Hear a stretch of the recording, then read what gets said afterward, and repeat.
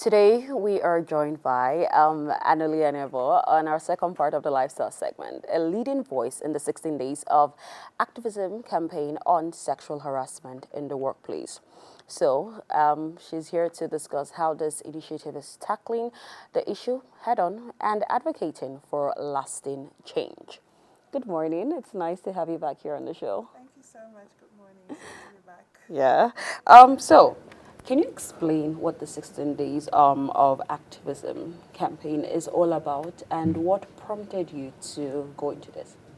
So 16 Days of Activism is actually a United Nations campaign to end violence against girls and young women. So interestingly, it's also the Beijing conference over 30 years anniversary when it started like decades ago, where a group of people came and met and said, listen, the issue's happening and there's a lot of violence against women and girls. We need to tackle it head on. So a lot of countries came together, Nigeria inclusive, and looking to foster interventions to prevent and protect girls and young men against violence, because obviously the data is skyrocketing.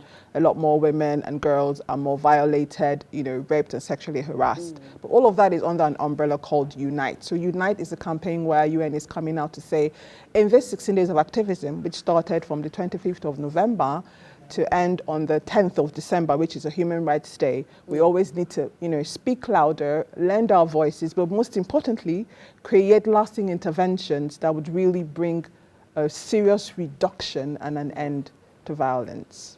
So let's talk sexual harassment of women in the workplace. Yes. How widespread is this issue? Very good question. From the most recent data that my organization and I conducted, at least 3 in 5 women have reported that they're sexually harassed at work. That's interesting. I would have thought 4 in 5.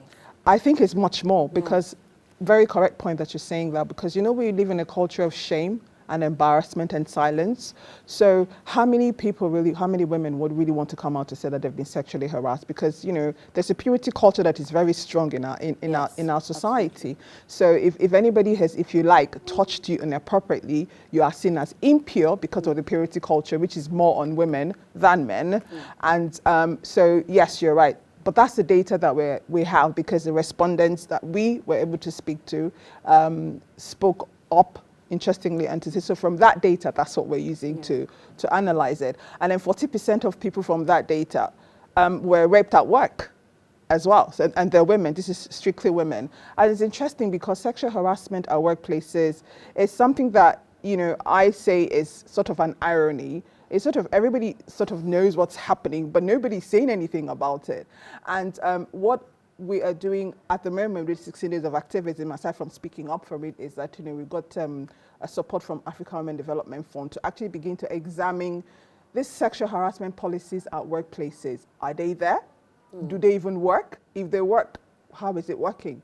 But there's also another added irony there, because recently a doctor, Dr. Olaleye, who was sort of convicted for molesting a minor, is now, I think as of yesterday, was, the defense rests because they're saying that they're going to throw out the evidence. What is the evidence? There's no evidence to prove that the girl is underage, and then, and you're like, why would people really speak up about all of this? But case in point, 16 Days of Activism, there's a lot of issues going on. But for me and my organization, sexual harassment at workplaces is really vile. It reduces productivity of young women. It reduces, the representation of women at workplaces. It makes people even question if you become a leader at work. People are asking you questions like, how did you get the job? Which is wrong, So that is some of what we're doing to really mark the 16 Days of Activism. Is there any data that supports, men being sexually harassed in the workplace? Excellent question. So what my organization and I did was, when we got the first data about a lot of women who were sexually harassed, and part of what it was pointing to was that it was more men who were harassing women. We're not saying that there's none, but we then decided to ask the men, listen, we now did another study to say, strictly men, this is what we're getting, this is the information we're getting. And the respondents were like, well, actually, they believe that women are being sexually harassed. They don't like that women are being sexually harassed. They would speak up. However, it's less than 5% of men in our data said they were sexually harassed. But now you can know why, because of social norms. Yes. When we're growing up and when we're being indoctrinated into this culture system, you know, you and I were told that if it is that a man or a boy sexually harassed us or molested us, we are impure, like I said earlier. But what you say to the boys and the men is that if like maybe an auntie or somebody molests you, then there was no language for it at molestation. But they'll be praising the boys and the men like, oh, you You're a go man. boy, you're a man now, you know. But now that language has begun to come around, a lot of boys who have grown to men now realize that, hang on, what the domestic staff did to me was abuse. True. What my auntie did to me was abuse. So we still need that culture change, that culture shift, and that conversation to speak about it more honestly in our society and question the narratives. So what are the specific goals now of this campaign? This campaign is based on unite and unite with action. You will agree with me, there's a lot of rhetorics around. We keep on talking. It kind of feels like we have 16 days of activism. We're having events, conferences, speaking engagement. Half of us are walking around Abuja and stuff like that. You're wondering, okay, when is it really going to stop? So this campaign, what I am receiving from it is, let's go back and reflect on how inclusive it is. Because another strain we should look at, for me as well, is how the disability factor comes in. Because we look at all of these campaigns, which are good, but a lot of us basically sort of look at human beings who can walk and run. If a girl or young woman who is unable to use her legs or is able to see, who is visually impaired or, you know, cannot hear or cannot move, how is she going to escape sexual harassment, right? How is that going to be possible? So we need to be more inclusive. So inclusivity is very rife. Accountability is very rife. So there's duty bearers, the stakeholders, government parastatals, the systems and structures that we have are rife with violence. It is normalized. It's like when it happens, we're like, oh, it's okay. What's the big deal? No, there is a big deal. So it's to take everybody and let everybody be accountable for their actions from the system, the structures, the organizations, the parastatals. So we all unite together and stop this menace.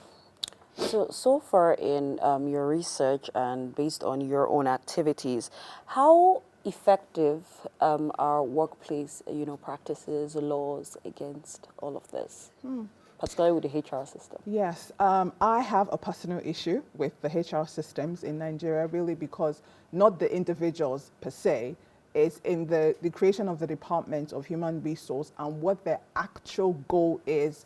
Your actual goal is to protect the employees of your organization. But most of the time... It's flipped. Yeah. Employers who own the organizations employ you as a human resource person to recruit. Yeah. And half of the time you're answering to the employer. If a case of sexual harassment comes, how independent is the human resources findings and results? It's very rare, really, because of that. But that's not an excuse. So one thing we're doing is, Human Resource Department, what is your sexual harassment policy like? What are your safeguarding principles before we even get there? Do you even have any? If you don't have, how do you want to foster, create, develop, and make this happen? You can actually create a policy that is anonymous. You can have things in place that deters it, protects people from it, and prevents it, And if all else fails, you ensure that there's an anonymous box in your office where people can report it, because you still have to understand that whatever intervention we're creating, we have to contextualize, and that's the gospel truth. In this society that we live in, we have to conceptualize it. So Human Resource Department, they have a very key role to play. But I will not give them 100% blame, because they're also employees to the organization. So what we're doing as well is saying, even if we're examining an organization, which we're already doing, different organizations to get the data to say you don't have it, or you have it, or it's not strong enough, how can we then make it strong enough? Finally, know that in the International Labour Organization, Nigeria is a signatory. And we have something called Convention 190, which actually speaks against workplace harassment. So we are supposed to actually domicile it in the country. But we really love a lot of laws and policies in our country. Yes. Implementation is something that we need to improve upon. So Unite Absolutely. campaign is going to we're going to do a lot of improvement on that when it comes to sexual harassment at workplaces. So what role now does bullying play in silencing victims? Because we have a sort of a mob mentality in this part of the world where if someone speaks out, other people would join and gang up against that person. So what role does bullying play in silencing victims? Bullying plays like the 100% of the role, because things that you call victim blaming, victim shaming, rape apologists, they're all categorized under the bullying system. But there's a culture where you bully people to silence or to speak up. It could be different reasons. Somebody might be bullying somebody else because they're not ready to speak up about what happened to them in the past. Yes. Someone might be bullying somebody else because you realize that, hang on, I know that person, it's totally impossible. Or you're just plainly living in denial that this is going on. It plays a really huge role. People will be silent. For example, with this latest case with Dr. Olaleye, who is going to come out and speak up that happened? Whether you like it or not, a lot of people have been silenced from that court case verdict. A lot of girls, women, men have been silenced already from it. So you don't have to physically sit on somebody or speak out to somebody. There are silent ways that you also use to unconsciously silence and bully people to speak up, and it's wrong, very wrong. So now, how can we as a society, how can employers, organizations now actually tackle and fight against workplace sexual harassment? Well, let's stop. Because sorry, it's one thing to keep talking about the same things, keep doing campaigns, keep going on social media, and speaking out. But this implementation issue, that we have, how can we overcome it in order to see actual change? That's a very brilliant question, because that has always been our issue. The way that we're trying to, first of all, is to now create support systems for these organizations. For example, what we're doing with African Women Development Fund is examining the policies in place already, but not in a place of, we're not coming from the angle of you're doing something wrong, or you're bad, or this is the gap. Let's help you resolve it.